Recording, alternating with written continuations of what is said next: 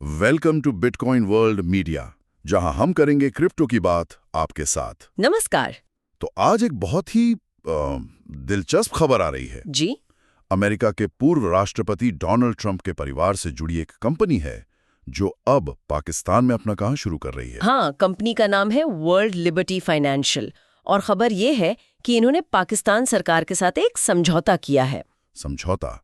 किस तरह का समझौता है ये? ये बेसिकली अंतर्राष्ट्रीय पेमेंट को, मतलब एक देश से दूसरे देश में पैसे भेजने के तरीके को आसान बनाने के लिए है। अच्छा।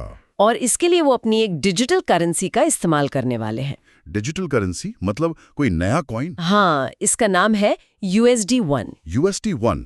तो ये USD1 क्या है? ये कोई बिटकॉइन जैसा है? नहीं, ये एक स्टेबल कॉइन है। Stable coin? अच्छा, इसको थोड़ा आसान भाषा में समझाएंगी हमारे सुनने वालों के लिए? बिल्कुल। स्टेबल कॉइन मतलब एक ऐसी डिजिटल करेंसी जिसकी कीमत असली दुनिया की किसी करेंसी से, जैसे यहाँ पर अमेरिकी डॉलर से जुड़ी होती है। मतलब एक USD1 हमेशा एक अमेरिकी डॉलर के बराबर रहेगा? जी बिल्कुल। इसी वजह से बिटकॉइन की तरह इसकी कीमत में मतलब बहुत ज्यादा उतार चढ़ाव नहीं होता, ये स्थिर रहता है। समझ गया। तो फिर पाकिस्तान के लिए ये समझौता इतना जरूरी क्यों है? वो क्यों कर रहे हैं? देखिए, इसके कुछ बड़े फायदे हैं।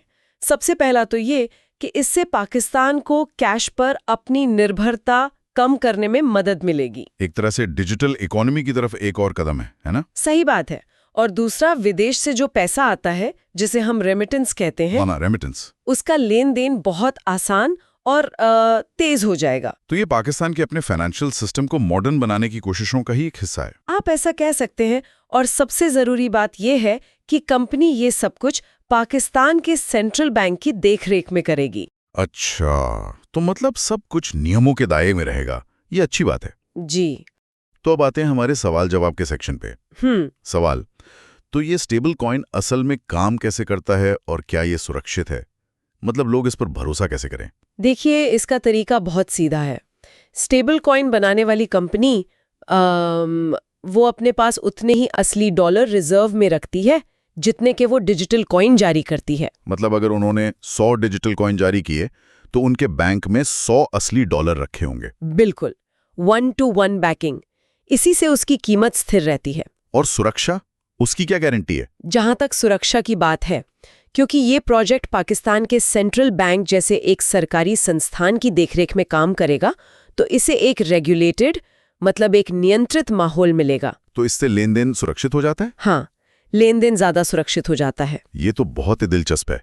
तो आज के लिए आपका सवाल ये है, जी, क्या आपको लगता है कि भारत में भी अंतर्राष्ट्रीय लेन देन और मतलब रोजमर्रा के खर्चों के लिए भी स्टेबल कॉइन्स का इस्तेमाल शुरू होना चाहिए? इस पर अपनी राय जरूर बनाइएगा। बहुत अच्छा सवाल है। डेली न्यूज की जानकारी के लिए हमारे चैनल को सब्सक्राइब कर लें। जल्द ही मिलते हैं एक नए टॉपिक के साथ। धन्यवाद। धन्यवाद।